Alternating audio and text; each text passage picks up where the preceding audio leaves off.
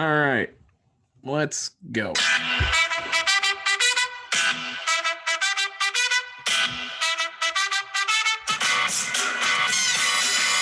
Hello and welcome to another Woodshop podcast with Mike Coffey of Coffee Custom Builds, Daniel Dunlap of Daniel Dunlap Woodworks, and Peter Kapar of Petrie's Workshop. You can find us all as well as the podcast on Instagram and YouTube.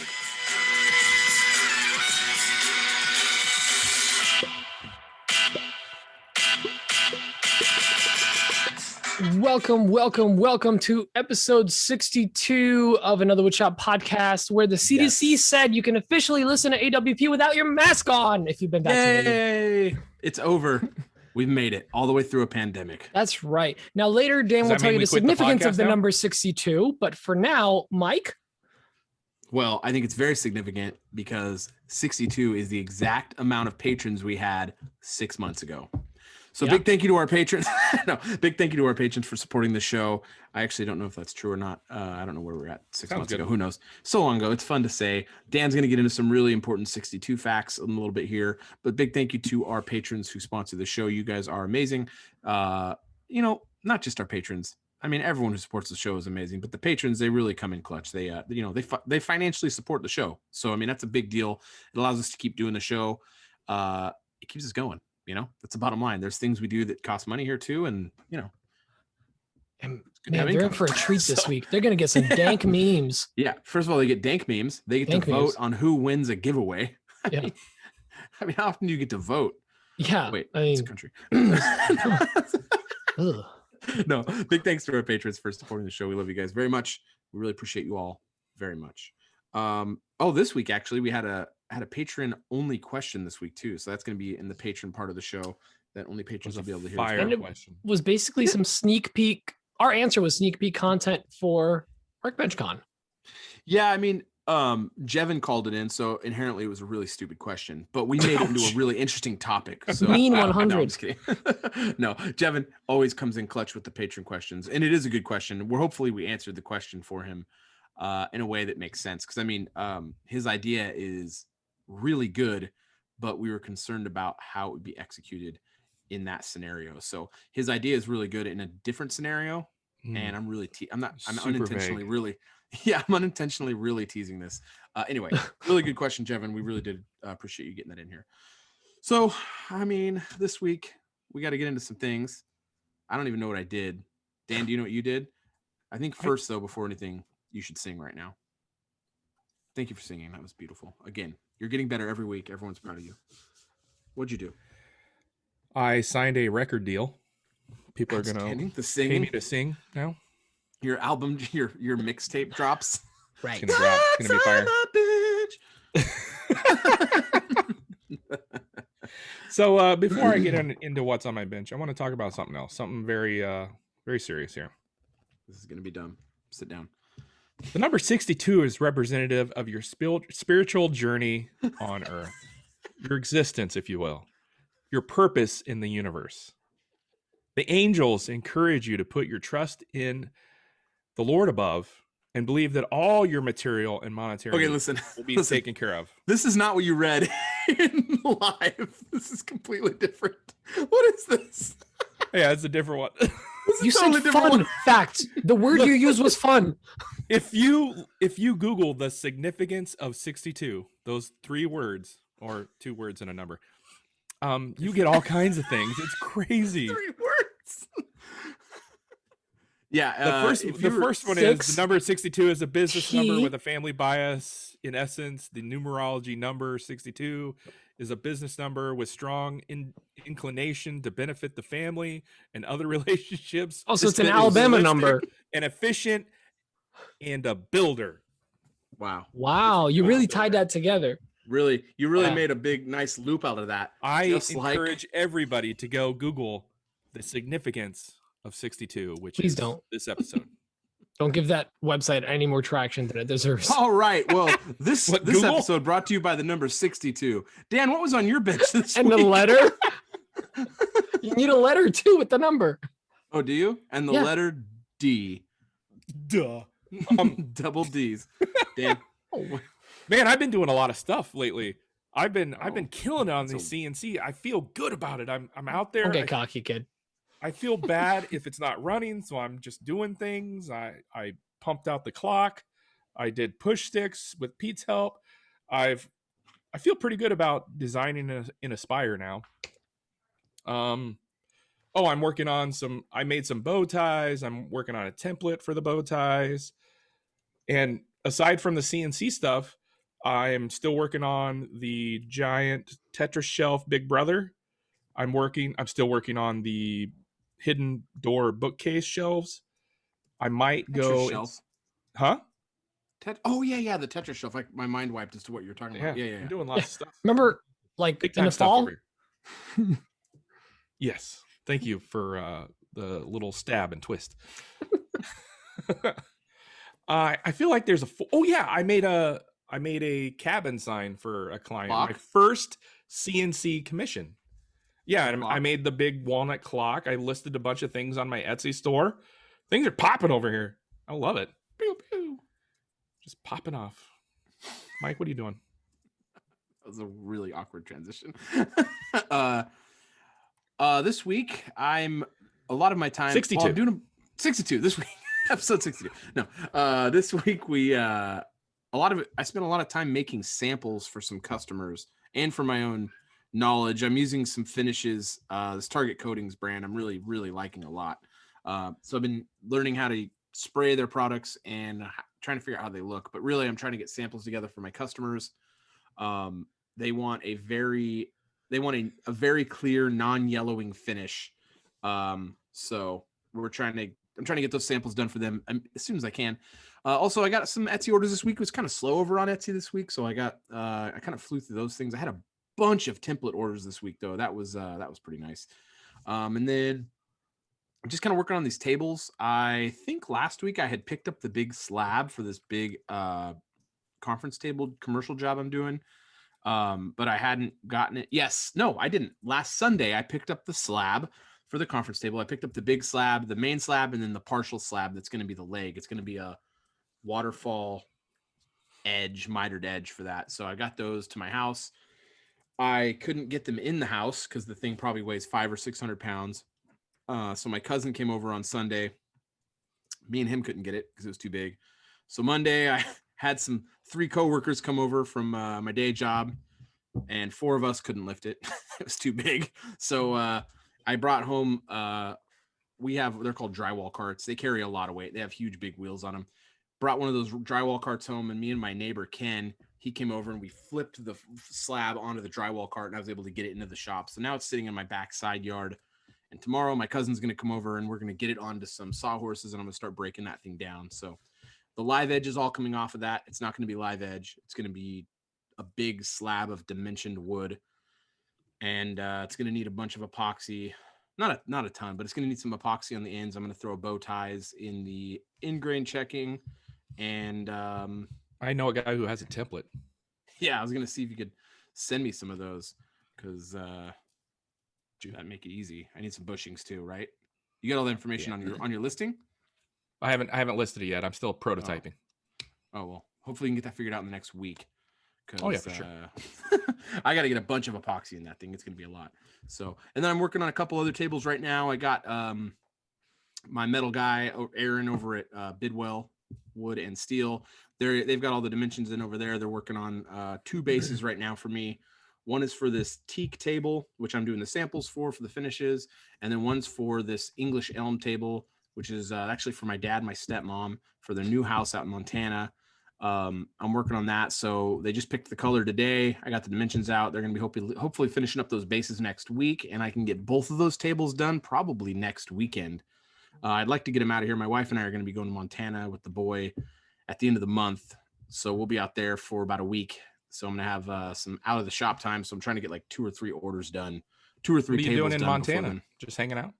Hanging out. Just driving around. Yeah, we're just going to go check out Billings. Nope. We're going to go check out Helena and Missoula. And we're going to spend the night in Bozeman, and then head out to Missoula, and then head out to Helena. So just checking out the place. No big deal. Don't look into it too much. Yeah, mostly the tables. I got a Lazy Susan, a custom order. A lady who's local. A lady emailed me and said, "Hey, can you make a Lazy Susan?" I was like, "Can I?" I got all the tools for that. So yeah. So she wants a local business, a local barbecue catering truck guy. They're making it for him as a like a retirement present. So they commissioned that. That's getting made. And then what else I got? Do you guys know why they call it a Lazy Susan? I'd love to know. 62. I was asking. 62. No, I don't. Oh, I thought you could Google it and then it randomly tells us the facts in the middle of Pete's segment. It's a good idea. It's because you're too lazy to get up and you spin her around, so you don't have to get up. Yeah, I mean, but why Susan? Why Susan? Why not Karen? It's got to be someone's. Well, that's Lazy the old Karen. Lazy Karen. Susan's are the old so Karens. lazy. Well, there goes all our Susan listener base. Both of them. Oh no. Yeah. I'm trying Oh, to think there's about there. my week. Well, we're not getting sponsored by Sweezanne. That's for sure. That's out of the question now. Oh, Dan's got a fact. Look at his fact arms. I found I it. can't wait. Give us the hits. No, I'm gonna throw it Okay. right in the middle of Pete's. Oh, also, I have some elm offcuts. This English elm. Gosh, it's so nice. I was over at Urban Wood Rescue picking up the big slabs for the conference table, and my buddy Sean over there works over there, and he's like, "Hey, I got these pieces we're gonna throw out if you want them. They're big, 3.5-inch thick pieces of English elm, but they're offcuts. And it just so happens that I have some orders for some valet trays on my Etsy store for some ones the customers had picked elm, and I don't actually have any in stock. So I grabbed that and I broke it down this week. It was fun. It was nice breaking down rough lumber and making some dimension lumber out. I love doing that. I don't know why that's just so enjoyable to me. I'll just crank up the music really loud and just start breaking down lumber. It's really fun. So Kind of music. that was my week. Justin Timberlake. Listen, no effects. I just smashed some no effects and just went to town. So anyway. Oh, I thought you were talking about Rex and Effects. Rump Shaker. No effects. Punk band. Pete, what did you do this week? Oh, hey, what's up? I had a podcast. I had a rough week. Oh, is this a podcast? Oh, hi, Mom. So I had a bit of a rough week. I actually had 2 days fully on site at my job, and those on-site days turned into almost 12-hour days. It was Wednesday and today. Yikes. I'm coming off of I was up at 5:45, and I got home at just shy of 8 o'clock, and we start at 9 o'clock my time. So Wow. yeah, it was a photo finish there. 11 hours. That's a bummer. Yeah, it's just it was a couple long days at work, and the best part of my week. Oh, this is so exciting. So on Wednesday, in the middle of my really rough day, I found out that our house closing got pushed back a month. So that was fun because apparently the tenants in the house that the sellers are moving into, because they own a second house, can't find a place. And because it's COVID, they can't kick them out. So yeah, that's exciting. I mean, it could be longer than that then. Well, It could be longer than July then. technically, yes, that could get messier, Ouch. but legally they're only allowed to extend up to 60 days. Right now they're extending. Well, then the 30. house would be gone, right? They'd come off the market, or your contract would be We'd void then. probably have to renegotiate a contract at that point of some kind. So we then it would probably- go longer. well, we could probably get some money off of it or something. Pete, But I got something that might make you feel a little better though. if it's a fact about 62, I'm going to lose it. Let's go. No, it's it's said that Thomas Jefferson invented the Lazy Susan because his daughter complained she was always served last at the dinner table. Wait. What's As a her name? result- Because I'm on the edge of my seat. Karen. As a result, never found herself full when leaving the table. Isn't that weird? It's weird. Go on, Pete. Susan Jefferson. Susan Jefferson. She planted a cherry tree. Into the heart of America. I'm sorry, Pete. Um, No, I'm not. I'm so derailed. Where was I? Oh yeah, ranting about the house. So there's that. So it's like, okay, we're not in a pinch to move, but we finally, literally this last weekend, we're like, okay, it's 3 weeks out. happening. Let's pack. So now we're living on top of boxes. Like all the essential stuff is still out, but like there's boxes everywhere, and it's annoying as hell, especially in a shop. That's getting a little hard. What else? Oh yeah, it was Emma's birthday last week, and she got a CriCut and this amazing light that's illuminating me right now that makes it look like it's day. I love it. Thanks, Emma. Hey, shh, I'm recording a podcast. Ouch. I wonder why she's mad at you. I know, right? But the CriCut is actually super cool. I am really getting into it. Yesterday we had a whole maker party of like a dozen makers from our community that all have Cricuts or Final Cutters of some kind, and we just kind of hung out. And big shout out actually to Bethany get from that invite. Crafts with Bethany. It was all over the internet, so if you didn't come in there, that's your fault. Right. But big shout out to Bethany for helping us out and doing a little class and whatnot. We had a good time last night. We made a bunch of projects and learned that machine's pretty cool. Did you know it can actually cut, like you can get very thin metal sheets and wooden like veneers and stuff, and it could actually cut it with the cutting wheel. It's pretty cool. Didn't know that. So that was that. Your laser does that too. I know, but no burn marks on this. Emma made some pretty sick cards that like in the store would be like $12, $20 cards, which like who pays that much for cards? What am I, rich? My in-laws. Oh, weird flex. No, there are people out there that do it is what I'm saying. I know, I get it. But we can make them now. It's very exciting. And it's also very cool because like I'm getting Emma, I'm slowly tricking her into becoming more part of the maker world. Oh, wait, she's still here. Is that what she wants? Whether she wants to or not, she's here. Oh, that's fun and healthy. Yeah. She's also stealing all my maker friends. She keeps messaging all of them. She told me what Dan's wife was up to today before I found out from Dan. Yeah, they're friends now. Before I knew. It's dangerous, Dan. Aside from that, I've been spraying with my sprayer, and you guys were right. I'm like falling in love with it. I clearly was doing it wrong when I initially started spraying because I was just not getting good results. I was getting a lot of Mike, what do you call it? Orange peeling, right? Or whatever. Yeah. Probably putting it on too thick then. Yeah. I think I just had it set completely wrong, or the air was off, whatever it was. Everything I've been spraying lately is just coming out so nice, and I love it. And it dries so fast. And I did that test the one night we were down in the 50s, and I sprayed late at night, and it was still atomizing properly, drying no problem. I was actually kind of blown away that it was spraying just fine. So now my display is not bad for a spray finish. It was like low 50s, but it was also windy, so you get a nice like cool breeze. Well, not nice cool breeze, but summer's eve breeze. Yeah. And I think that's about it. It's just I had a rough week. I've worked 20 hours this week. Yeah, I'm fading. I'm on uppers and downers. I'm drinking coffee and bourbon right now, separately. I should probably mix those two. What about that table you're building for your buddy? Oh, he's coming over on Sunday. I told him he was gonna come over tomorrow, but after my week, I was like, I need Saturday off. Come over Sunday. We're gonna work on it, and we're gonna get it. I'm gonna glue it up tomorrow, just the top part of it, and then we're gonna domino the rest of it, kind of rough fit everything, and then he's gonna take it home and finish it because I'm done with it. I need it out of my shop because, well, now I have an extra month. I need to shoot a shop tour video, and I need to just do some stuff in my shop. I actually sold a bunch of cutting boards. I said I ran a cutting board sale on I made a Facebook story like an old person. Yeah. And not even like from Instagram. Like I actually went on Facebook and was like, hey, this is weird. I literally said this. This is weird. I don't usually do Facebook stories, but here it is. I'm having a moving sale. Voice crack and all. And I sold a bunch of cutting boards. So I was just trying to get rid of stock from the house, and people bought them up. So that was nice. And that's about it, boys. Let's jump into some questions.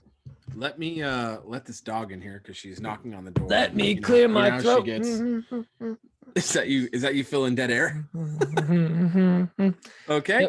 Yep. Let me get into the questions folder here so we can listen to questions. Yeah, while you're doing that, people have. Did you guys know that 2 weeks ago we had episode 60 and this week's episode is 62? I was really hoping this would be a number fact, but not like about our show. I can bring up more. There's a bunch. No, please. No. It was a joke. This week's episode is the answer to the grand question plus 20. Oh. That's a highbrow joke. Yeah. Hitchhiker's Guide to the Galaxy. Yeah. Thank you. Dan reads. Let me download a CriCut sound real quick. Hold on. Why won't it read? Okay, this first question's from Adam Barnett. Adam has this to say. Hey guys, Adam here from Barnett Custom Woodworks. I'm hoping my question this week doesn't start a fight or offend anybody. Probably gonna. I have a silly history with you guys. I apologize. But thank you for all the great answers to all my dumb questions. But not dumb. Anyway, this week I have money saved up. So I'm going to get a real table saw and a real planer. And I'm pretty sure I know what I'm getting for those, but I need to get a jointer, and I don't have a lot of research under my belt on what kind of jointer I should get.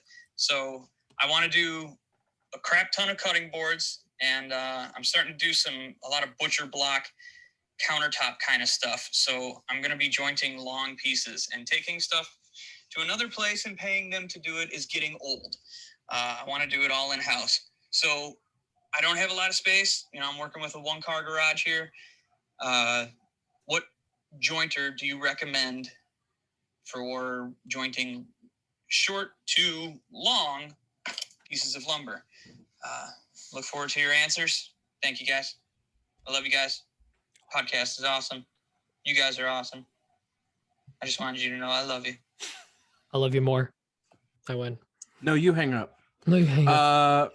Pete, what do you think? Well, honestly, get a proper. We actually answered this question, very similar question a couple weeks ago. Get a proper minimum 6-inch joiner that is floor standing. Do they get any smaller than 6-inch joiners? No, but well, I guess, yeah, I don't know. They have like those hand plane joiner. I guess, yeah. But yeah, Number 7. a 6-inch joiner, but a floor standing model, because you really want that reference surface. It's about a 4-foot bed total. So you got about 2 feet on each side, in feed and out feed. And I think that's crucial. The benchtop ones are fine. Dan's had one for a while. I think he's still got, or no, he probably got rid of it. Yeah, he had it for a while and it did fine. But having that extra reference surface is really nice. If you can spend the money, go with the 8-inch. It's just going to pay dividends over time.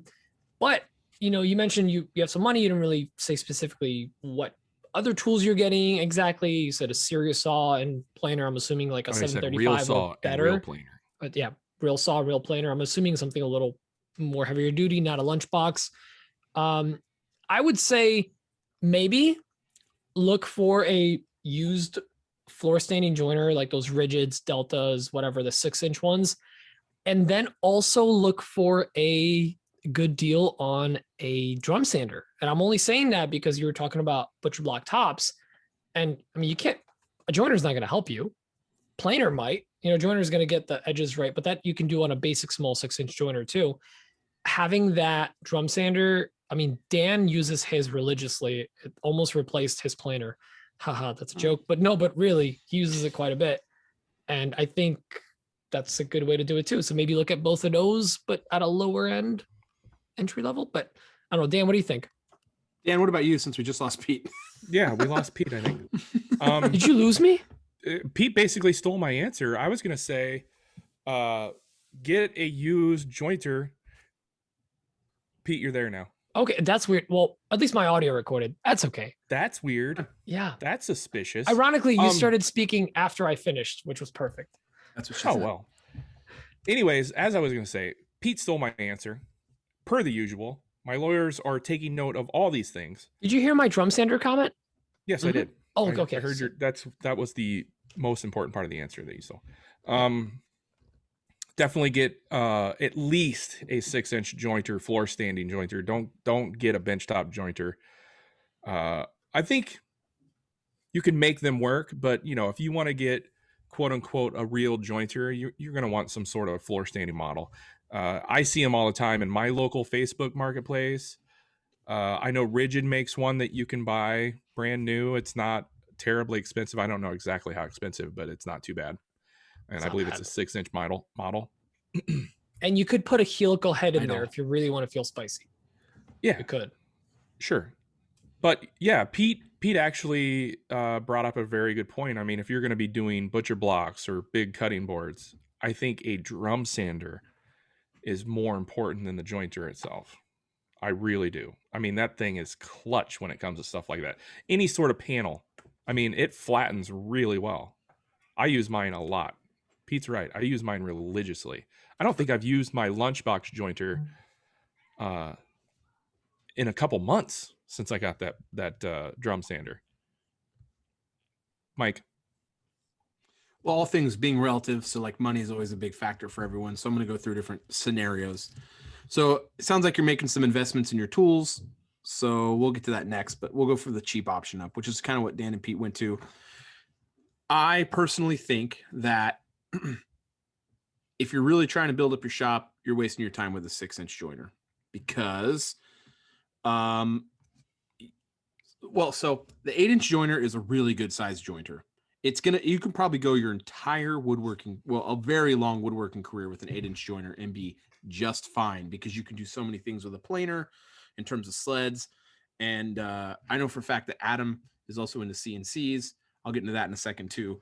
So I think a 6-inch joiner, I had mine for like 4 months. It just doesn't seem like enough. You had a table 6-inch size jointer before? Yeah, I had a Craftsman 6-inch joiner before I had my Powermatic, and then I got my I had it for like a few months. I got it off Marketplace. It was really cheap, and it was almost immediately too small. It was really. It depends on what you're doing too. Like if you're doing a bunch of cutting boards, you really don't need much more than a 6-inch. Honestly, like you can get by with. If you're just doing a bunch of cutting boards, you're fine. A 6-inch is going to be just fine. But if you're getting into other stuff with big pieces on it, the 8-inch starts to feel really like the money spot for a jointer. So that's where I'm at. That's my opinion, is if you can make it happen financially, just skip the 6-inch entirely and go straight to the 8-inch. And it sounds like you're trying to make that stop laughing, Pete.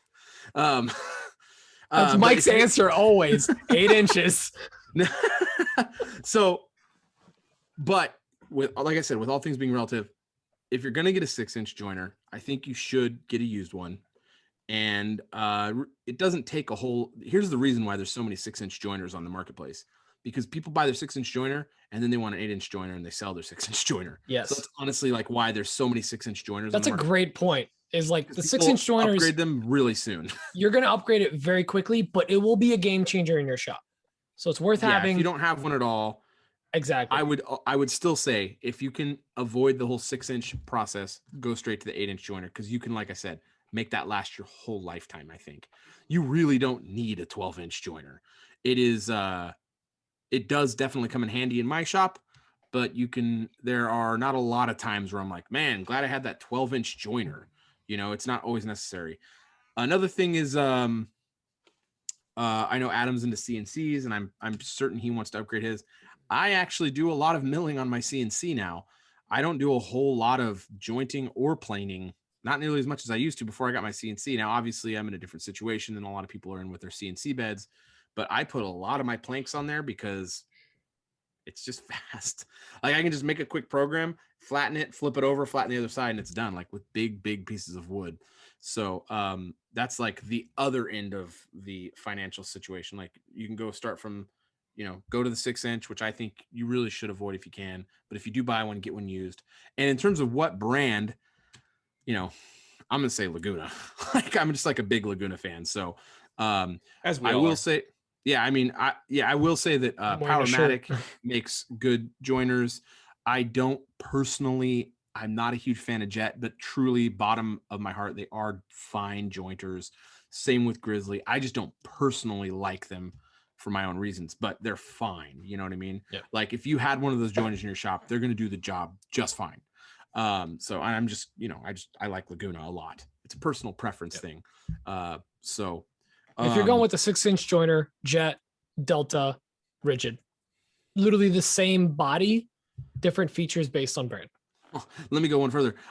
Jet, Laguna, Grizzly, Powermatic, they're all the same thing. That's that's like in the 8-inch category. You want to go with like I would go with Laguna or Powermatic. I think that'd be the two I'd be looking at. By the way, just one unpopular answer possibly, but maybe look at a 10-inch planer joiner combo. 10-inch for that combo is I've used one before, but I've never had one. But I hear decent things about the combo machines.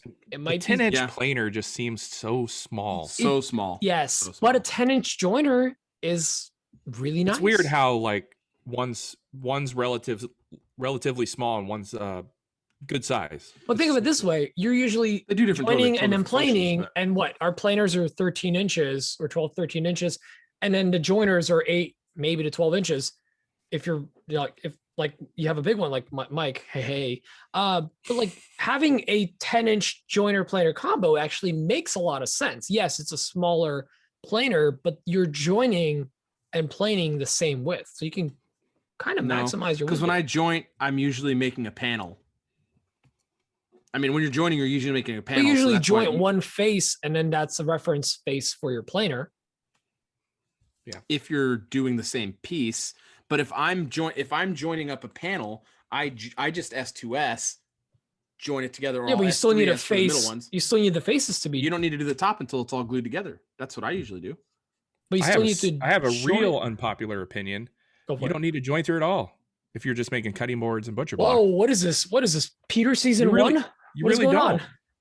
I think you could get by with just the planer, a table saw, and a drum sander. Spend your money on a drum sander if you don't have one. That's what I would do. I mean, I can't argue. If you're making butcher blocks, you're not milling up that big of pieces. You can do almost everything you need to do on the table saw. Here's the thing: if you're lucky, or if you look well enough, for $600-700, you can have a 1632 drum sander and a 6-inch joiner. Easy. You're gonna have a hard time finding a $700 1632, but your point is right. I mean, you're not gonna find a 1632 for $700. No, I paid $300 for mine. But you don't have a 1632. Yes, I do. You do? Your Ryobi's a 1632? Yes. No. It's the. And there was a bunch of those listed for that price? I've seen at least since I've got mine. No, since I got mine, I've seen at least 2 more pop up in just our makers or like our group of makers. A local guy beat me to one years ago. He got a Ryobi 1632 for $350. It's the Super Max body before it was like, or Perform Max or whatever. It's the same exact body. It's just back when Ryobi got on the same bandwagon as everyone else and just bought them out. Like bought out a bunch of bodies. They just painted it Ryobi and that's it. Yeah. Trust me, you can find some deals. Under $1,000, you can get both of those tools. They get snatched up quickly, they're out there. Yep. Like, see, you start another fight. Right. Damn it. It's not a fight. Well, he said, he's like, I hope I don't start a fight. You did. There's no fight. We're kind of fighting. We're kind of fighting. Andrew Dembeck. You just don't think it's a fight because you're winning. No, it's not a fight. No. It's not a fight when, one of the guys on the ground bleeding out. No, I'm just kidding. This next one's from Andrew. So mean to say about Dan. This next one's from Andrew Dembeck. What's up, guys? Andrew here with ADD Woodworking. My question for you guys this week has to do with poor choices and mistakes. Earlier this week, I had one of those days in the shop where I made one mistake and that led to another and another, and it snowballed into ultimate frustration. But my question is very specific about cleaning my bandsaw blade. Long story short, I made a stupid choice and my Resaw King blade is now covered in hot glue. I tried to cut through something that had hot glue in it. The glue got stuck in all of the teeth of the blade. So my question for you guys, because Google was rather unhelpful, do you guys have any advice on how to clean hot glue out of my bandsaw blade? I appreciate any help, and I enjoy the podcast. Thanks. Dan? I feel like he was explaining my life there at the beginning. Mistake after mistake. Anyway, actually, I think I'm going to go the opposite direction of what a few of these guys are going to go. And I'm going to say, fold that sucker up as much as you can and put it in a freezer. And then Dan just Googled how to get rid of hot glue. No. No, that should break the bond. It will. Freeze it. That was the answer. I was trying to throw you for a red herring when I said the thing I said. Damn it. Look at you guys Googling instead of using experience. No, actually. Bunch of chumps. I was thinking, in the pre-show this came up. We always pre-listen to the questions in the pre-show. We don't answer them, but we pre-listen to them. And we have a lot of people in the chat. And I think AJ, no, not AJ. Yeah, AJ from Crafted in NJ. Mm-hmm. He was in there and his comment in the chat was, put it in the freezer. And I was like, oh, that's kind of smart. So I Googled it. I did. And it turns out that when I said you Googled it and you said no, that was a lie. Okay. Well, fact checkers, just write that down. I was joking. You were saying I Googled it right now. I Googled it hours ago. I Googled it right now. I had another answer for the thing I have another answer. I have another answer that I had thrown the red herring in there for, but the answer that you have is right here on the top of the Google search. Yeah. Throw that sucker in the freezer. It'll come right off. Pete, or no, Mike, I want to hear. Mike, Mike, what about you, Mike? What do you say, Mike? Acetone or denatured alcohol will break down that hot glue. So if you take your Resaw King, you can't see me if you're listening to this, but if you're watching, take your blade out, get a bowl or a large container, pour a bunch of acetone or denatured alcohol in there, and then run your blade through there and hit it with a brush, like a wire brush, while you're going through there, and then it'll get it right off. So that's the other answer. The other thing is, if you don't have that, is get a heat gun and heat that glue right back up and get it off that way. Grab like a paper towel, heat the hot glue up, and pull it off. Sounds like it's going to make a bigger gluey mess. No, but it's dried hot glue though, right? Yeah, it's not like tacky. Not my problem. It's dried. Yeah, it's dry. Throw it in lava. Not my problem. It'll work. Do you have glue on your blade? You're welcome. Throw it in a volcano. See, I thought he was gonna go with like, oh, I have sap all over my blade. Like, yeah, that's where I was going when he started talking about it. Because that's then. By the way, if you have sap on your blade, what simple green? Like that, use that too, right? Mm-hmm. Acetone green or pine sol. Pine sol too. Yeah, works pretty well. Pine solve. I'm also kind of curious how he got hot glue onto. Were you doing like a hot glue epoxy pour? Like, and then you were resawing it? Because I'm like, how'd you get it all over the blade?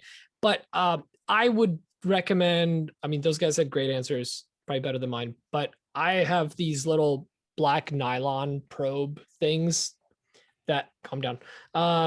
They're often used in fixing computers and stuff. There's a point on one side and an edge on the other, and like a catch on it too.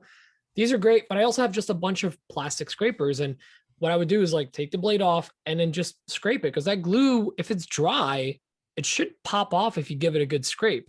I like the methods that the guys actually mentioned, like cleaning it off fully, but like you should be able to scrape it off. It should just pop right off the metal. It's just hot glue. It's not like it's going to bond to it that well. It's a lot more work. Well, it's actually all of these are work. Let's be real. Yeah, it's not an easy solution. And I've just learned over the years that I should always have a trash blade. So like I have a Resaw King on mine now, but I also bought like a $30 cheapo blade. That's 3/4 inch, I think. It's also a resaw blade, but it's for like weird things, like it's not what you think. It's not what you think. No, but if I'm resawing, like somebody wants, oh, hey, I have this log that's resawing my Costco card. Or if I'm trying to get my Costco size toilet paper down or like regular rolls. If we were still doing the thing, I would have a great code phrase right now. Go for it. Just say it. I can't say it. Say a potential title. Let's go. Resawed adult toy. God. Which direction? Forward. X, Y, or Z? I need to get that brakes sound downloaded immediately. That's mine. Yeah, just scrape it or get another blade for like cutting sappy wood, because we've all been there. Yeah, scrape with a plastic scraper. That's my answer. Cool. This next question is from Nick from Boundless Designs. Never heard of him. Hey boys, Nick here at Boundless Designs. This week I have a question about abandoning projects. I always want to make sure that my clients are super happy, that they get the best product possible, and that, they're happy with what they've spent money on.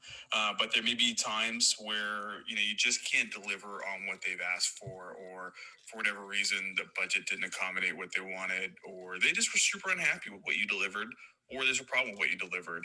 And despite every effort to fix it, you just can't, or there's just some mismatch in expectations somewhere. Have you guys ever had that issue? Or if you haven't, how would you manage that issue where you just cut ties with the clients, and whether it's refunding the money or whether it's doing something different or referring them to somebody else, how would you manage that to salvage that relationship with them, so they can continue being clients of yours and you have a better relationship and you continue moving forward? Also, quick question. Mike's been working on a lot of projects he can't talk about lately. Is he secretly working for the CIA? Pete? All right, I'm going to answer the second question first. He's actually super embarrassed about this, but he's moonlighting at Menards. I'm a greeter. It's just he's making up all these projects. He's not. He's moonlighting at Menards. It's for the discounts. Picked up a shift at Taco Bell. Yeah. As far as like, listen, all I'm going to say, I'm going to keep this answer short. There's a lot of fish in the sea. Sometimes you just have to walk away from a project. You have to walk away from a customer. And if you're abandoning a project, whether you're refunding some of it, all of it, hopefully not all of it, but some of it or whatever, there's no salvaging that relationship usually. And honestly, it's usually not worth it. There's plenty of fish in the sea. You're going to get another customer. Dan? I pretty much agree with that, especially the Menards comment. I think Mike is working there. Moonlighting. Yep. Moonlighting. Yes. I've had to walk away from a client, not just in woodworking, but in photography as well. Sometimes it's better for everybody to, be open and say, you know what, I can't do what you're asking, instead of like trying to make them happy, because there are people out there that just can't be pleased, unfortunately. And I think sometimes the better option is to walk away. Now, however, you want to be open, you want to be honest. And if you got somebody who's unhappy, it would behoove you to find out why they're unhappy, not just walk away instantly. That's not always the answer, even though sometimes it is. Keep a dialogue open and try to find out why they're unhappy. And if it's something that you can fix, be open with them, be understanding. A lot of times, you're just not on the same page. And in the end, clients are going to remember how you made them feel versus how the product turned out. If you made them feel like a rock star, they're going to remember that more than the piece or the product itself, I think. Mike, what do you think? I think that, directly about what you just said, I think that you need to give your customer a very good customer experience, 100%. I don't necessarily agree that they're not going to be, or that they're going to be happy if their piece that you made them is crap and you gave them a good time. I think they're going to be unhappy. So you need to give them a good product. I know that's not that's not what the heart of what Dan's saying, but I'm saying just giving them the good customer experience isn't enough is all I'm saying. You need to give them a good customer experience. No, but it's a huge part of what they expect. Yes. Yeah. Customer experience is a big thing. But you need to give them the thing they expect. And I think that has a lot to do with expectations. I've never had this happen with the product or with a customer where I had to walk away. I have had it happen in the beginning portions where I was like, oh, red flag. I am not going to give this person this job, or I'm not going to be able to. I haven't pushed away a job because I couldn't do it. I have pushed away a job because I didn't want to work with the person. So I have definitely done that twice now, and I never tell them no. I give them a ridiculous price to do it. So that's kind of where I'm at with it. But I've never had that. I've never been in the position where I had to walk away from a job in the middle or at the end of a job because we just couldn't come to terms on it. That hasn't happened to me, and I really hope it never does. So, but if it does happen, which is what you're asking, how would I handle it? And that would be to, well, there's no way to answer it because you're going to have to work that out with the customer no matter what. Like the two of you are going to have to go, hey, what are we, I mean, you're going to have to go to the customer and say, how can I make this right? And they're probably going to say, well, you need to make this thing exactly how I want it. And if you can't, then you need to say, hey, you know what? We cut my losses here. I'm going to take my thing back that I made you, and I'm going to give you your money back, and we're going to part ways. And that's and like Pete said, it's just going to be the end of it. So that's a good way to do it too. Take the wood back. No, you just take it all back. It's yours. Take the project back and give them money back. If this isn't going to work, you're obviously not going to be happy with what I do here. I wouldn't say it like that. Just you need to figure out how you're going to say that. But you say, hey, if you're really unhappy about this, I'm probably not the right person. I'm going to take this back. Here's all your money back because you don't get to keep the material. And if you want to keep the material, then actually I would say you don't get to keep the material. Here's all your money back so that they don't get the tool or they don't get the piece that you worked on. Yes. Because that puts the ball more in their court and now they're out something and you're not just out something too. Remember a couple of months ago, we got a call where somebody was like, the customer, the bed didn't work. They threw it in a fire pit and then they wanted their money back. No. Yeah, that's crazy talk. Yeah, that's where you're like, yeah, no chance. Listen, if you want to keep the project, I'm keeping a deposit, which is half, right? Yeah. What's up, Dan? Actually, I'm reminded of a little situation I got into around the holidays. I was making a lot of cutting boards, And I ended up making a cutting board for a guy that lived not too far from Pete, but I didn't know that at the time. Now I actually forgot to water pop this board. And after I sent it to him and he used it, it got a little fuzzy. No big deal. Easy fix. I told him, you can send it back to me and I'll pay for the shipping charges and I'll resand it. You can take it to Pete, who only lives, he lived like 15 minutes from you or something like that? Something like that. It was pretty close, yeah. It was crazy close after we got to looking at it. And he'll do it for you and I'll compensate Pete. Or you can send it back to me and I'll give you all your money back. And he chose that.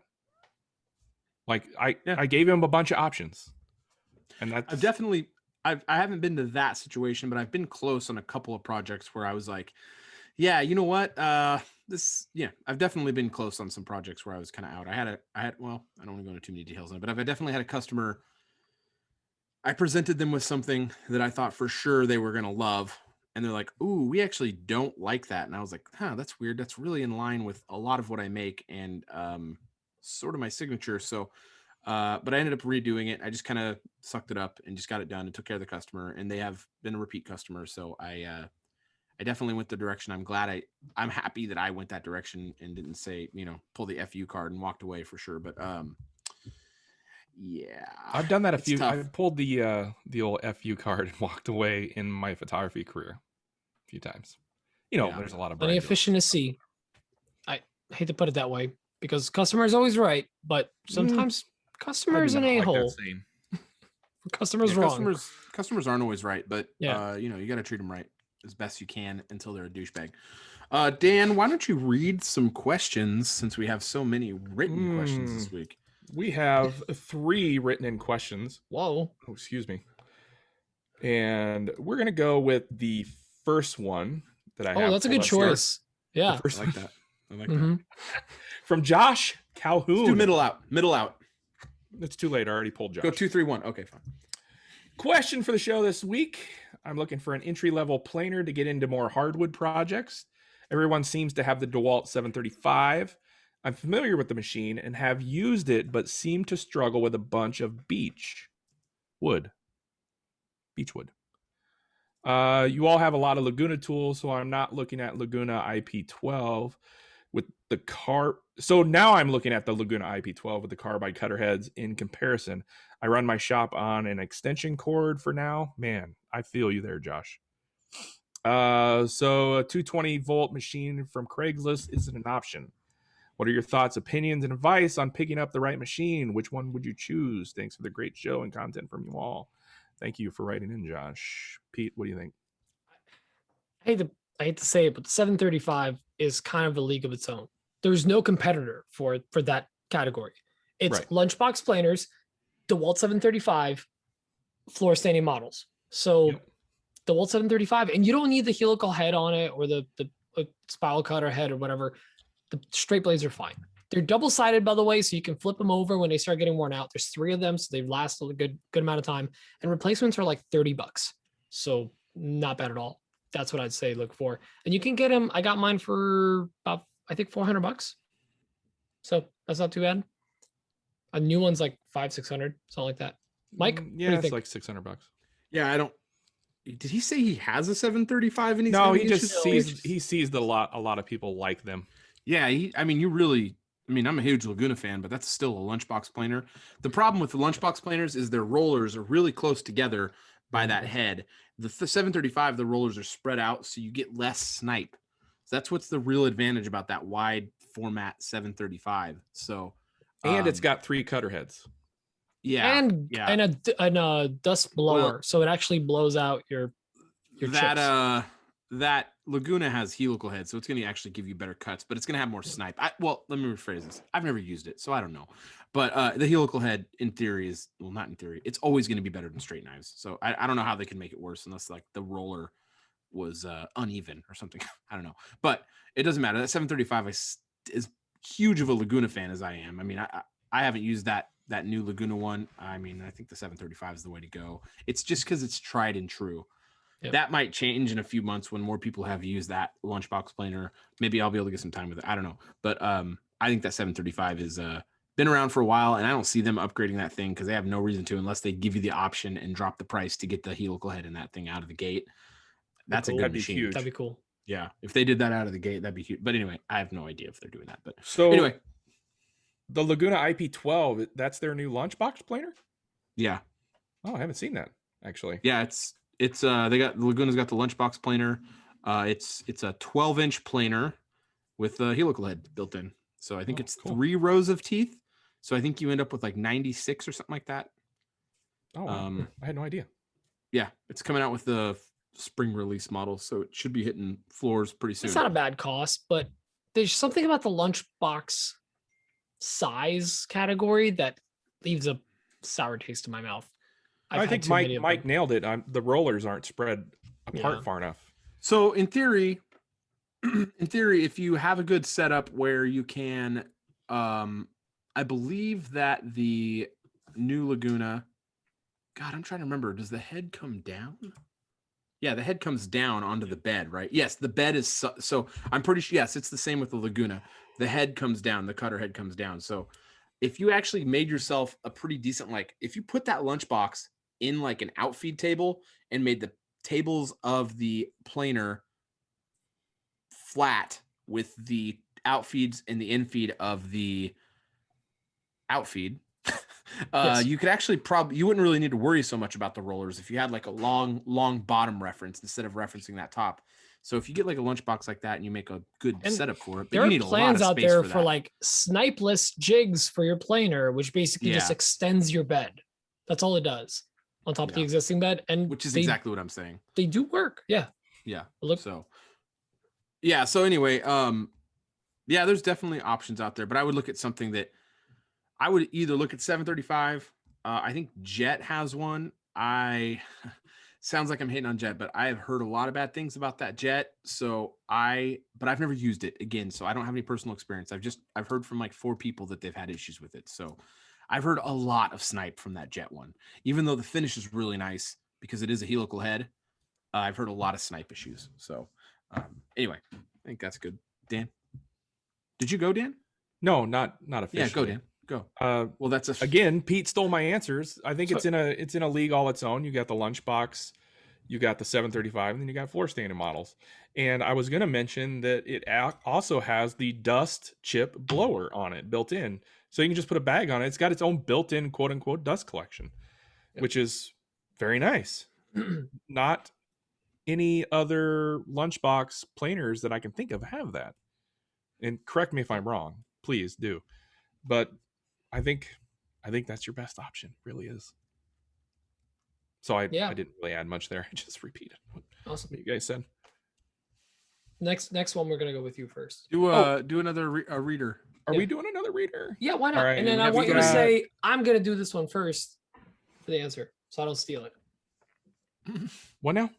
I want you to answer it first, so I don't steal the Oh, answer. okay. John Pooch. Whoa, John Pooch. John. John. Thanks, John. He says, I follow all you guys on Instagram. I created my own thank you. Insta as well. Pooch Woodworks. That's Putch. Is that Pooch? Is there an Pete? S in there? Putsch. Pooch. Pooch. Thank you, John. Now that we've Um, destroyed your name. I am Welcome writing to to the you community. today. I'm writing to you today because I recently got away from doing epoxy work because I nearly started a fire. Oh, A project flash cured and it was scary. Too much volume. I know what my mistake was and I'm interested in getting back into epoxy, but I never really learned from online or YouTube the proper way to clean up and dispose of materials that could have touched or used during mixing or the final product. It would be nice talking point, perhaps, for one of your episodes. It would be a nice talking point for one of your episodes. I think a lot of users would benefit from knowing this information. I'm pumped to listen to these podcasts during work. Be well. John Pooch. So I think what he's asking is, what is our workflow for epoxy and to like keep it safe and not start a fire? Dan? I'm not answering That's this how I first. understand it. Dan answered first. I don't have one. I've never had that problem. I don't use epoxy enough to worry about it. I've never done a huge epoxy pour. I only use epoxy for small fillers. The biggest problem I've ever had is I put too much epoxy in a cup, and that got really hot, so I just put it out in the driveway. Seemed like the best place to put it. It was hot to touch. I don't have any revelation answers. You took my answer, Dan. No. No. So what happened was he put too much volume for the speed of the resin in his thing, and that's why his fire started. That's probably what happened to Dan. That happened to me when I first started using epoxy, and it scared me for a few months. I was too slow. You kind of have to move with epoxy. You gotta get your processes down. You gotta mix it. You gotta do that for your allotted amount of time. It's usually 5 minutes. You gotta stir it for 5 minutes, and you gotta get poured, and you gotta get that volume in that dispenser, whatever it is, a cup, a graduated cylinder, whatever you got. You gotta get that volume down as low as you can get it. So if you have like a cup that's 3 inches in diameter and it's filled up and it's 6 inches tall and it's filled up 90%, that's a lot of volume in that container, and that will get hot really quick, and that's how you get the exothermic reaction. And that's don't they recommend you should keep the volume at less than like an inch? Well, it depends. So like Total Boat is where I have most of my knowledge from. So like the slow, I only use this. Well, 95% of what I use is slow. I don't even have any fast because it just sets up so fast. Like you have like a few minutes to get that stuff in there. And it for me in my uses, the only thing I would see using the fast for is as an adhesive to like apply to get panels together. Even then I would probably still just use the slow because you get so much open time. You get like an hour of open time or something. I don't even know if it's that long, but you get a long open time. With the fast, it's still pretty quick. And it yellows if there's too much volume and stuff. It's just, I don't know. But for me, what I do is if I usually I'm so bad at mixing my volumes, and there are calculations out there to find out. You can roughly find out how much epoxy you need. You can, measure the width, measure how deep it is. And they'll tell you how many ounces or whatever you need, or milliliters or whatever. I never use that. I'm just trying to get better at eyeballing it because I want to get better at eyeballing it. And I'm getting better, slowly getting better, but I almost always have too much. It's a good way to start a fire, Mike. Yeah, well, what I have is I have a bucket. I have a Home Depot bucket, and I've just been filling my excess epoxy in there. And it's never enough to make more than like an 1/8 or 1/16 of an inch at the bottom of the bucket because it levels out. So this bucket is now like halfway full. What are you going to do with that bucket when it's all full? Neighbor's yard, bruh. That's not my problem. No. Slap it in a lathe and sell it for $1,000. Oh, you said I thought you were saying throw it in a lake. What? Throw it in a lake. Yeah. No, I fill it in Alabama. Yeah, Luna just can't decide if she wants to in or out. I throw it in that bucket, and that's where it goes. If I have extra, it's just a little bit. I usually end up pouring in there like a few ounces or something, 2 ounces.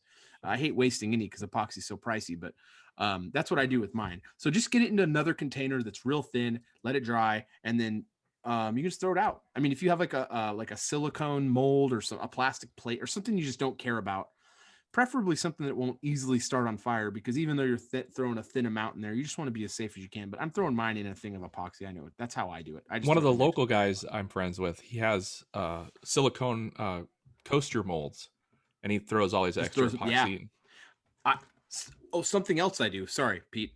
Something else I do is I usually have random knots of random wood pieces of wood that I keep in I have like, my offcuts and stuff that I want to use for other projects. I will set out a few of those that have big knot holes in them, and I'll tape them off before I'm done with my other job. And any extra, I'll just throw in those to fill the knot holes. So that's something else I'll do. So you end up being able to use it all. So that's something you can do. And but the coaster thing is a good idea. That made me think about that, because I usually set up I have a bunch of alder from when I first started woodworking. I got this huge haul of alder for free, and they have a ton of knot holes in them. I've been filling those for years. So anyway, Pete, what about you?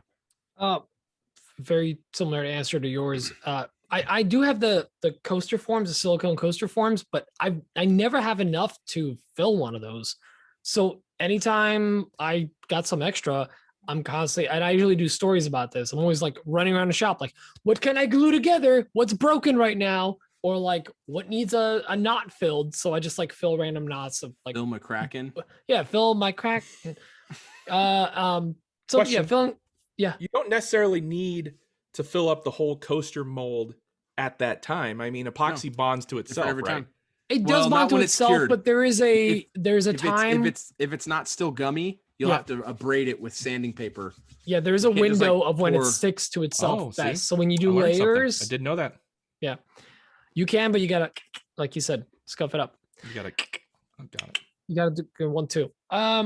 So there's that. As far as like, you know, dangerous finishes or whatever, I always, because he did talk about like acoustic finishes or exothermic reaction things. So like anytime I'm doing finishes or whatever that might heat up with time, I hang those up. They just hang out and they're fine. If I'm Yes. ever like genuinely like, all right, I don't know, I genuinely don't know, yay or nay, I will put it in some kind of cup or something. If it's plastic, that's fine. And then I will put it on something on my table saw because it's cast iron, it's metal. If it caught fire in the middle of the night, it'll just burn and ruin my table saw in that one spot, and I'll just sand it and clean it up. But it won't catch my Sounds like a shop good on idea. fire. Fire on And- the table saw. Yeah, I'll put on like I have So- like a like plastic thing that I can put on there that I can put on top of. That's just What I been do my for thing. those, what I do for, because there's a lot of finishes out there. They do have like boiled linseed Yeah. oil in them. They will start on fire, like Pete's saying. If you look at like these finishes from like the box store, like Yeah. these hobby grade finishes, like not finished, but these hobby grade like stains. If you look on there, they'll say, "Hey, this can start on fire if you leave the rag." I just literally throw those in my fire pit. I open them up and I put them in my fire pit because if they start on fire, Oh, you're gonna start on in fire? my fire pit. I'll show you. I'll show you. Yeah. No, I don't burn them in my fire pit. I let them dry out No. in my fire pit until they're dried out. And then as soon as they're dried out, that's when I throw them in my neighbor's Okay. yard. Wow. That's a good idea too. That's Um, actually a really good idea. But yeah, I throw Um, them in my fire pit. That's But yeah, what John, I do. like, Like, 'cause it was John, right? John was called it. Yes, John. John. Yeah. Like, don't be afraid of it. Many people have had like exothermic learn. reactions. You're literally mixing chemicals to create like you're making combustion. plastic. Yeah, you're in a cup. making hot plastic. It'll happen. It's literally part of the thing. You shouldn't be afraid of it. It's like starting a car. It's like, oh, it's loud now. No, it's a car. That's what it does. But that's the reality of it. It's something that's fully expected. It's not a weird reaction you got. It's not like you got kickback on a table saw. This is what happens. So don't be afraid of it. Learn how to control it. That's it. Should we do another written in, or should we do? Yeah, let's get this We can do written another done. one. I'm going to truncate this one quite a bit because he wrote a lot. And Brian M., thank you for writing in. We really appreciate it. But I don't have an hour to read your whole thing. So basically, Jeez. what he's getting into here is he wants to know about insurance. What do we do for insurance on our businesses and our shops? And probably like liability insurance. And Mike, since you have probably the biggest shop out of all of us and the most equipment, why don't you go first? So I have my homeowner's insurance, which in a lot of cases will cover most people's situation, unless you're like running a business. If you're I don't know what your situation is, but if you're like a hobbyist, you're probably covered by your homeowner's insurance realistically. If you're running a business, you're going to want to look into different things. I mean, you're going to get to a point where it looks like he has an LLC for his business. So he's okay. So he's got a business. So this is how you need to look at it. If you're utilizing your tools and the depreciation schedule to get tax write-offs for your business, you are now utilizing your tools for your business. Now you need to insure them under your business. So that's how you need to think about it. So if you have tools with a depreciation schedule and you're utilizing that depreciation schedule to get a tax break, you need to have the proper insurance. So your tools are now product of your entity and they are not going to be necessarily covered. They're probably going to be specifically not covered by your homeowner's insurance. So that doesn't matter if you have an LLC. If you have any sort of entity where you're using them as a tax write-off or they are assets that belong to your business, you need to look at the insurance for those. If you're doing this, having some fun, you're not probably needing to worry about it so much. Even probably like if you're running an Etsy store selling some stuff, probably not a huge deal. You're able to kind of run all that through your individual being, I guess. I mean, you're running it through you. If you're running like a hobbyist sort of thing, you could sell stuff and still be at that level. But if you got an LLC and you're doing that stuff, you're going to want to get insurance to cover damages to your tools, whether it be a fire, theft, someone comes into your shop and a buddy uses it and now they've cut their hand off. You need to have some sort of coverage for that.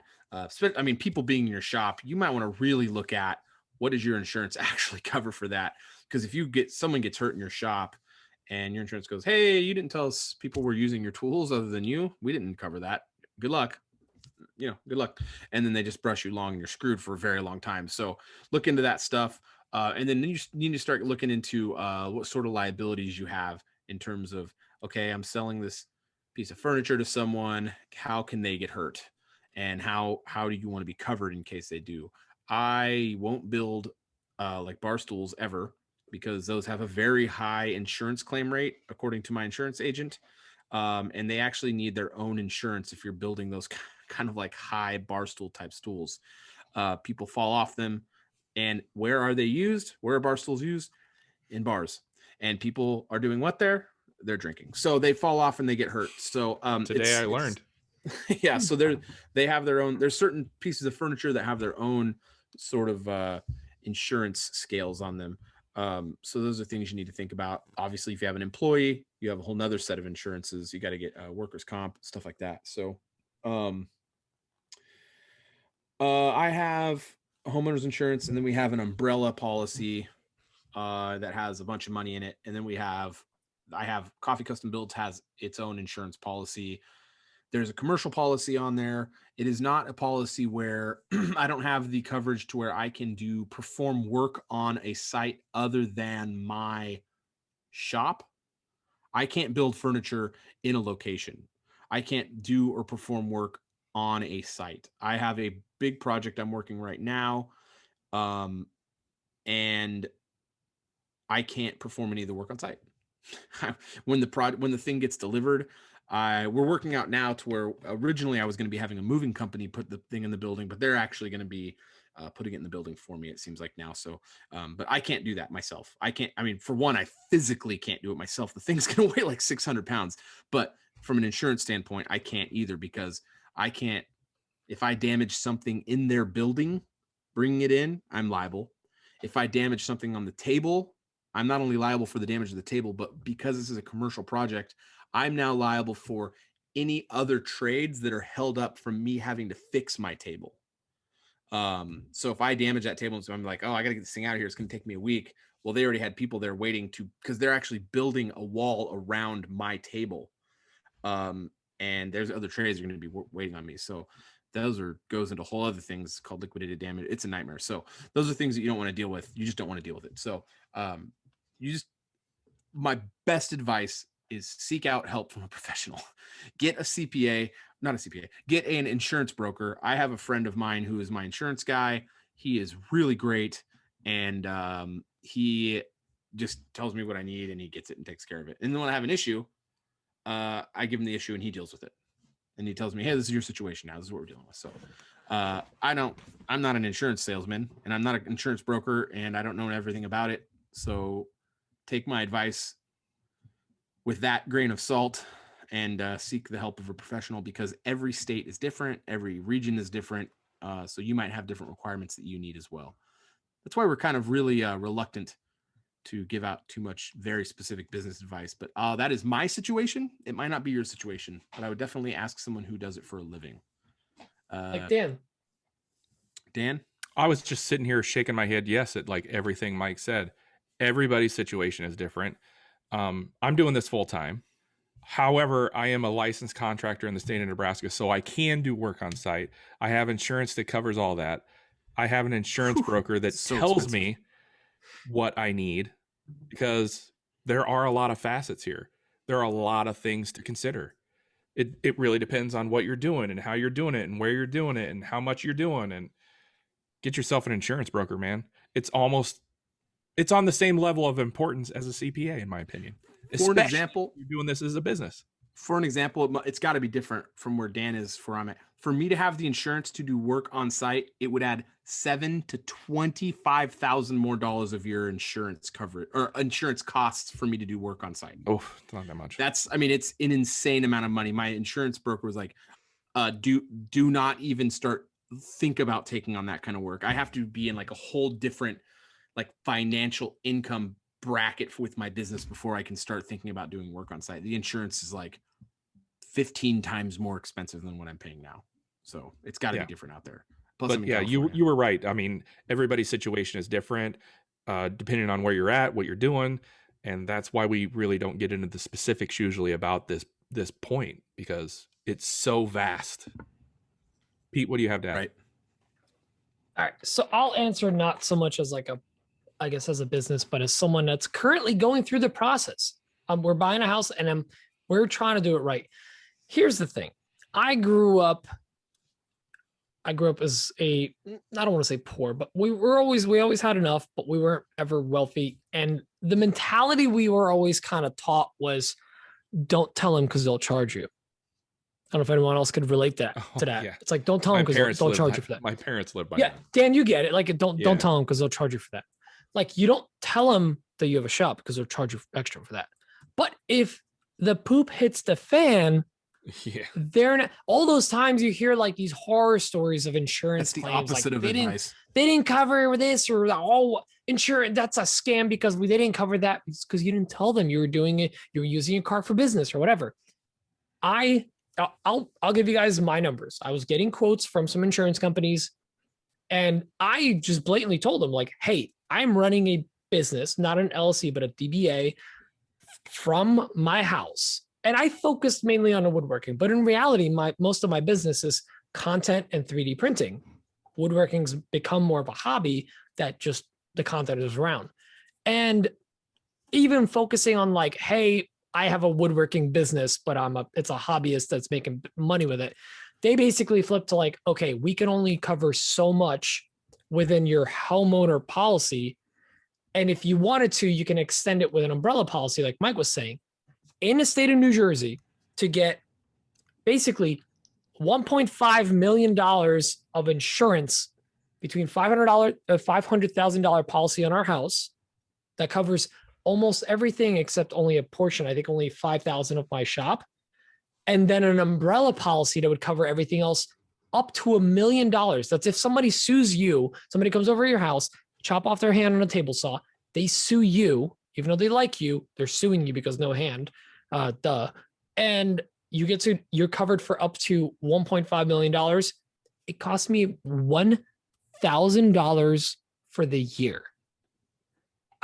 I'm sorry. That's a no brainer. Yeah, it's $1,000. That's a lot around there.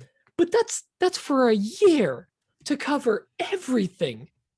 I could have a friend come over every month and cut off a hand. I don't want to, but they'll probably drop me. But that's the reality of it. Like, get insurance. It's like when we talk about CPAs, get it. You're not benefiting from like hiding things about it. Tell your CPA about stuff. Tell your insurance agent about stuff. They'll tell you what the best policy is. And the reality of the thing is, if like, actually another thing that you should focus on is talk to your policy, whoever has your policy, talk about your situation, or talk, even if you don't want to give them too much information, just say, hey, if I were to open up a business, how would that look? Or, hey, my hobby is growing and I have this many thousands of dollars in tools.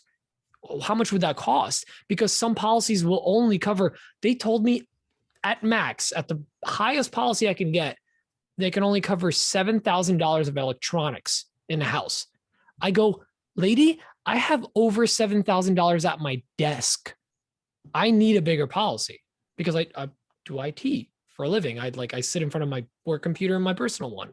So do your research, talk to someone, get all the numbers. It's really not that expensive. However, the stuff that Mike was talking about in certain states for like contractor licenses or whatever, that get a little pricey, but you don't know until you ask. That's my answer. Mike had something to add.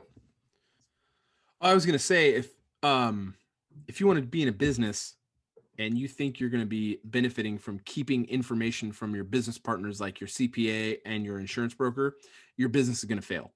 you need to be very honest with those people because they cannot help you without all Yep. the information. If you have a CPA or someone who advises you on stuff and you're not being like very honest with them, like you almost have a patient client confidentiality with them that you can almost you can rely on. Like you Yes. can tell them things and they're going to tell you the best way to handle that. They're not going to lie for you, or they shouldn't be lying for you. Otherwise it's going to get figured out. But you need to tell them, hey, this is what I'm doing. And you shouldn't go in there feeling like, oh, this person's going to judge me for this decision. No, they're going to give you You need to straight just- answers. Yeah. You're Yeah, paying they- them for that. Yeah, if you're paying them to do something, you need to give them all the information. Otherwise, you're going to be like, oh, he gave me this thing. He told me to do this thing. And then something hits the fan. And then you'd be like, hey, man, this happened. And be like, and now I owe this. Like, well, you didn't even tell me you were doing stuff like that. Yeah. Well, I thought it'd make my insurance go up. Yeah, it will. $5, but now you're out $200,000. So Right. think about that. If they find out you're running an LLC out of your shop and they had no clue, if you burn down your house because of a rag catching on fire because of your shop, they might not cover anything. they'll Right, find out. By right. the way, Yeah. they'll find out. They'll find out. Before your house even burns down. They'll find out, and then they will shut off your house policy, They'll and then drop you're you. screwed. Yeah. And then you'll get blackballed. So Yeah, once you get dropped by a homeowner's insurance policy, like it's really hard to find other homeowners insurance like to And cover then- your house. my insurance broker was like, hey, do you want to add, it's essentially content creator insurance, but it's for making I can't remember what it's called, but he's like, you want to add this content creator insurance? I was like, no, that's so dumb, I'm not adding that. He's like, it's $17 for the year. I was like, oh, well then you add it. yes. So it covers me for like Yeah. all this stuff now, and it's like, yeah, $17. That's like, When they What would told that me cover? $1 million policy it was, was if I was give like bad advice and someone $15 gets a hurt month. as a result. Like on the Oh, podcast yeah. here, if we have advice to someone, like throw their bandsaw in the freezer and they open it up and it comes out and cuts their head. The whole clean off. bandsaw. Oh, yeah, yeah. If there's Let like me a cutout clarify. on the audio, Put your No, yeah. blade in there only. yeah. So you know what I'm saying? Like it's stuff like that. That's what it covers. So if I have like advice in one of my videos or something, anyway, it was. It's not called content creator insurance, but that's basically what it You was. sell one cutting board and a one end grain cutting board, and it covers your $1 million umbrella policy for the year. That's not true. I mean, But could. it's pretty close. Mine was mine was 175 for the Oh, yeah. year for I $1 have, million like- policy. Yeah, I have like 70,000 or 80,000 for my shop, just For the like shop, water separate, damage yeah. for my shop, like fire stuff. And it's like $126 for the year or something like that. It's pretty It's worth incredibly it. cheap. It's worth But it. there's certain things where you have to really look at, like when I get an employee in California, when I get an employee, work comp insurance is outrageous. Well, yeah, that's In other You states, should move. in other states, it's not so California bad. is- So it's, from what I understand, 30% cheaper. So anyway, let's go on to the next questions, which are Yeah. voice messages, because I don't think there are any more written in ones, right? Yeah, we got. No, we got him. Yeah, we did. So we got Nick. Oh, I didn't answer the question about the secret questions, did I? Oh, About no one the cares. secret jobs. Okay. So I'm this kidding. next I'm question kidding. is Tell from Nick oh. him. So the real answer to the secret jobs is, so when I first started on Instagram, I really like to share as much as I can in the stories. I'm like really used to really just like opening up the book and being me in my stories. But I'm starting to get more work now where I have commercial jobs and it's just really not appropriate for me to talk about it. And I'm I'm trying to get better about not bringing it up at all. Like I'm doing jobs in the background that I'm not talking about at all. Like you don't see all the stuff. Like before when I was like just making cutting boards, having fun, having a good time in there, it was really easy for me to share everything because a lot of it was just for me. But now I'm in this new position over the last year or so where I'm doing jobs where I really shouldn't, professionally, I shouldn't talk about them. And some of them aren't locks. So I'm having a hard time adjusting to that mentally. And I start to share it and then I realize that I really shouldn't. So I probably should just start deleting those stories, but I'm so used to not deleting stories. No. I try to never delete stories. Share I always and just try to hit play on tease. them. So, well, I'm not trying to tease because that's annoying. Like people will never ever know what these projects are. Like I'm trying. Well, not they to will tease know with those things. eventually. No, some Oh, of these you- projects I can't share ever. Oh, Like some damn of it, these projects I have, Menards. like I have, yeah, this the greeter job is secret. Shh. No, some of these things I just can't share. Like I can't. Welcome, they're- Menards. I'm Michael. Thank you for coming. there's some like there's like design jobs and certain things I've done that I can't share because I've been asked not to share them. So there's certain things I can't, and I'm trying to get better at that, but it's a learning curve for me because I'm not used to that. So this next question is from Nick Pachi, and he has this. Hey guys, Nick from the Working Grain. So I'm down in the workshop and I just finished listening to the podcast for the week. Loved it, by the way. But I thought I'd give a listen to my second favorite podcast. And on there, they were discussing how motivational speakers today have kind of absurd tips for success. Like 1, wake up. 2, don't eat. 3, donate your left kidney. 4, sacrifice your firstborn. And it got me thinking, what would you guys say is your number 1 tip for success in the workshop? Thanks, guys. Dan. I'm going to get flack for saying this. I could feel it already. But consistency. Go out there, have a list of what you want to do and accomplish every day, and go out there and get it done and follow a schedule. Now, I'll tell you, I'm not the best at following my own advice on this one, but I think that's probably what you should be doing. If what I'm thinking is correct, yeah, that's what you should do. Pete. I mean, not to sound like an ESPN interview, but consistency, sticking to the plan. Like you're right. It's trying to stick to a plan. I constantly make to-do lists and I started writing them down so they're annoying. I bring them around with me while I'm going to go in a shop. I'm bringing my to-do list. But like I definitely have ADHD. And the problem with our small living space is that all of my hobbies and jobs are all in one space. So I'm going between my job, 3D printing, and like, oh, I have to ship this thing. Oh, I can't ship it because I have to finish this thing. Before I finish it, I have to make that jig. And it's just becomes like a thing where I don't get the first thing done because I'm like 6 steps after it already. But none of them are getting done well. They're all getting done eventually. And it really gets out of control. So doing a daily list has definitely helped me out. So like staying consistent, like knocking out your to-dos for the day. I still love the three to-dos every single day. Just put 3 things on your list every day and knock those out. Things that you know you can get done. You'll probably get more done. And I did for a while and I stopped doing it. But like I got more done those days than I did most other days because I would basically, who does this? Who adds things to the bottom of their list to cross them out because they did them instead of the things on the list? I would need to make a list first to be able to do that. Yeah. Yeah. So that's it. Just like set some goals for the day, small ones, 2, 3 things that you know you need to get done, or 1 non-negotiable. That used to be my favorite. I still do this every day. It's 1 non-negotiable that I need to get done that day. Otherwise I can't go to sleep. Like I have to get it done. Mike, what about you? I live on lists. Like that's my life. I work on lists. I always have from my day job to now I live on lists. I mean, I do everything on lists. On the weekends now, especially now that I'm like paying my cousin to come help me, I definitely set up lists for him and for me. Like we have a big checklist. But for me on the weekdays, it's kind of loosey-goosey on the weekdays. But the biggest thing is to just, if it's really important to you, and it's the same answer of consistency, get in there and do stuff. Like do stuff and not like go in there and you got 2 hours, so do hour and 30 minutes of stories and stuff. Sometimes it gets easy caught up and you're doing BS, but I mean, sometimes you just need to be in there to kind of like free your mind from things. So, that's okay. There's nothing wrong with that. You don't need to feel bad about just wanting to be in the shop and not doing stuff. So yeah, I make that statement, but if you really want to get stuff done and it's important to you, and if you're running a business, you don't have a choice. Otherwise you're just going to fail. Like you have to get stuff done. Like things have to get done. That's the bottom line. You got to get stuff done. And sometimes you don't want to. And a lot of times you get to this point in a project and it's not your favorite part of the project, but that's not what happened. You didn't just agree to build your favorite part of the project. You agreed to build a whole project. So you got to get it done. So that's kind of like what you got to understand, like the good and the bad. Like the good is you get to do ugly things and you get to do, you get to the end of this project. Like I'm not always there's some processes with woodworking that I really am in love with the processes, but I really like the finished product. I'm really all about the finished product for the most part. Like I like seeing that. They're like milling. I really, really enjoy milling a lot. Milling, I really enjoy, and learning, I really enjoy. But with woodworking and furniture stuff, I really like the finished project.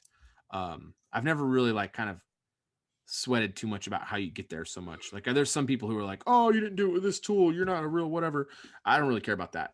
It's more about getting getting it done. For me, I like to get things done the most efficiently. That's kind of the thing I like the most. So getting out there and doing it is the most important thing, in my opinion. And that just is the same answer as Pete and Dan. And I'm taking way too long to say ditto. So ditto. The next question is from Sean Marks. He has this to say, made with Marks. What's going on, gentlemen? Sean, made with Marks on Instagram, and I had a semi-nerdy question this week. So I've been watching, superhero movies a lot, and it made me think about, like, even any scenario where there is somebody who gains a power of some sort, they always end up turning into who they really are. So if in their mind they're a good person, then they turn into a good person. If they're a bad person, then they do, bad things. So my thought here was kind of like, what if you gained a superpower? It doesn't matter what superpower it is. What would that make you turn into? Interested to hear your thoughts on that. Have a good night, guys. I really like Sean. I really don't like this question. I don't know. How am I supposed to answer this question? Howard. Coward. I guess. Pete, Cowardly you go man. first. Great Sure. guy. I'll answer it the same way I answered it in the pre-show or between the to two do bad shows. things. No. If I Wait, get away hang with on. bad things. Oh, hang on. I really don't know how I would evolve. I like to think I'm genuinely a good person. I don't like conflict. I like being a nice person. I like people to be nice around me. But if you give me like one of the bad superpowers, like something that like, What's a bad superpower to you? invisibility. Say what you want. Oh, Pete's Bad a murderer. superpower. That's what Oh, Pete is. no. Come on. Girls' locker room. The basics. Come on. We're going back to the porkies. Deviant. I see. But like the kind of more on the bad side superpowers, I'd probably lean more towards like, all right, occasionally a little bit of mischief. Nothing mean. Mischief. But if I had the ones that were like, clearly you got to be a superhero, like I can fly, super strong, whatever, super speed. Strangle dogs. All to right. death. Well, now I'm gonna save lives. Like that's just my thing now. That's my calling. Polish mischief, which is just fun fact, mischief. It's all Polish. Yeah, that's it. I'd like to think that it would all be good, but yeah, let's be real. We all want to mess around like, hey, maybe I want that random orbital sander, but I can't afford it. Maybe if I'm invisible, it just walks out of Menards in the middle of the night. And your invisible pants. just underwear floating, holding a sander. What about you, Dan? Since you're laughing the most. I'd like to think that I'd also be a good person. And I'm not gonna lie. I thought about the porkies, the girls' locker room. Man. But we're getting canceled over, huh? We're a different generation. I'd like For to those think of I'm you a good kids person. that don't know what porkies is, Oh, dang it. dang it. Aren't you 29? I'm just joking. I'm turning 33 I would like to think I'm in a going to week. be a good superhero because I like to do good. I like to help people. I like to be a force of good. So MDF man. it's better than Polish No, mischief. wait, MDF boy, right? Yeah, I'm a boy. He's a I'm the sidekick. Yeah, I'm a boy. He's a sidekick to his own superhero. Yeah, I'm a boy. Yeah, I'm a boy. Yeah, I'm a boy. Yeah, I'm a boy. I don't know how to answer this question either. It's such a weird So question. weird. Not what superpower do you want, but would you be good or bad? And why? Definitely down the middle. Mike, please save us. Have Have you answered yet? No. No, I haven't. I just, of course I'd hope I'd be a good person, I guess. I'm not going to, I would enslave the entire Russian populace and I would No, it's I want to do good things and I really I just really want to do woodworking all the time. That's all I want to do. So I want to even with superpowers, I want to be get better at woodworking. I'm pretty singularly focused. I have no desire to become invisible and go into a girl's locker room at a Carl's Jr. or whatever. Yeah, who'd want to do that? Carl's Jr.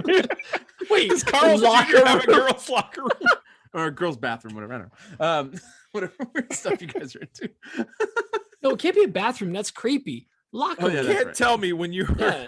A kid It's in not about junior the high, potties, it's that about didn't come into your head. It's about the Right, towels. when I was a kid, I'm talking about right now as That's an the adult. joke. who That's the runs a joke. business. Jeez, we're not. Mike doesn't get it. He's too We young. don't want to do it now. He's too young and hip. I don't want to do it now. What? What? Dang it, No, millennials. Yeah, great question, Sean. Thanks. So this week's episode is brought to you by our patrons. Sean Marks is a patron. Thank you, Yes, Sean. he is. No, that's it for the show this week. This is a long one. I really thought it'd be a lot shorter than this. Dude, we're at an hour and 30 for the pod. Pete came into the show going, man, I'm tired. And we're like, oh, we'll make it a quick one. Yeah, I'm Longest show ever. dying. I have finished all my drinks. The coffees and the All right, bourbons and the beers. Let's get out of here then. Let's go. Big thanks to everyone supporting the show. Guys, get the word out on the show. Remind people of your love for AWP. We're Share the it. best kept secret of the woodworking community. Are we Spread still a it. secret? Feels like Can it. you please not yell spread it, especially when you're invisible? Big thanks to everyone who listens to the show. Thank you to all the Polish patrons. Mischief says, spread it. What was that? What's Invisible that? There's no one Poland. in here with me. Whoa. We're gonna lean into the Polish title. Polish Mischief is gonna be the name of the title. Is that it? Is that what we're going with? Why not? Woodworking. Well, I thought it was superpowers. Costco membership. I don't know how that doesn't make sense to anyone unless you know that joke, though. I guess we do that all the time. Well, hope you got your Costco card because you're about to get a Mischief in bulk. You're about to get in bulk Mischief in bulk. Good one. I actually gotta wish buy it. Costco sold like you walk over and like you can get like walnut in bulk. Just like put on your card. Need to post that link, that movie link, that clip for our patrons, at least. No, what I'm gonna do is I'm gonna make the intro line be, I hope you got your Costco card because you're about to get, and it's gonna be like a random AWP in bulk. We need to start doing that. Anytime it's like the meme between the three of us and all the Yeah, we need to everyone's put that in the lost. patron. Okay. All right. Yeah, get that up. Yep. Get that up. Okay, big thanks to all the patrons. Big thanks to everyone who loves Tell me and what to get supports up. us. Guys, thank you. Yeah. Keep sharing the show. Keep doing what you're doing. You guys are amazing. So thank you for listening. We got some, I guess, what do we got? We got some guests coming down the pipe here soon. We got to work out those dates, get those going. I don't think we got anything going next week no, we don't have any guests next week, but we'll get some going on here real soon. We got a handful of people we got lined up tentatively, so we got to get those locked up. So we will talk to you guys next Friday, right? Next Friday, nothing changes. Yeah, next Friday for the live. Yeah, who knows what's going on. Pete just sent something right when I'm doing the outro. I don't know what it is. I cannot look because I know it'll be distracting. We'll be in the live next Friday at 6 p.m. Pacific, 8 p.m. Central, and 9 p.m. East. Gosh, dang it. Now I have to look at the thing. What is this? That's the title of the show. Okay, we gotta go. Everyone, bye now. Bye. Love you long time. Bye. Love you long time. Bye. Kill it.